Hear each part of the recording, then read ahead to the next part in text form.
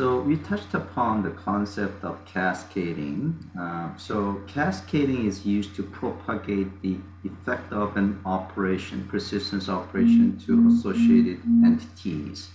Meaning, if you perform, let's say, persist method on an object that contains associated object, for example, if you persist customer, then associated orders will be automatically persisted.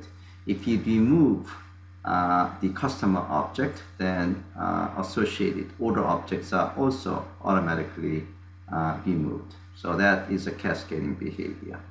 So cascading operations will work only when entities are associated to the persistent context. So, assuming all these objects are in the persistent context, then it should work.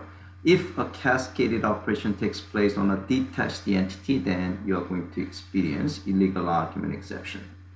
So cascade could be actually specified per operation, or it could be specified for all. So you can say cascade persist. That means if you are basically, persist, the persist operation will be performed in cascading manner, but the others are not.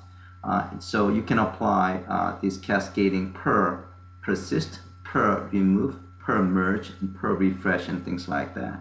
If you see cascade all, which is typically the case, that all these persistence operations are applied to the associated object. So that is cascading behavior. Okay. All right. So since we have done this cascading behavior exercise as part of the relationship, we are going to call this as end of the presentation.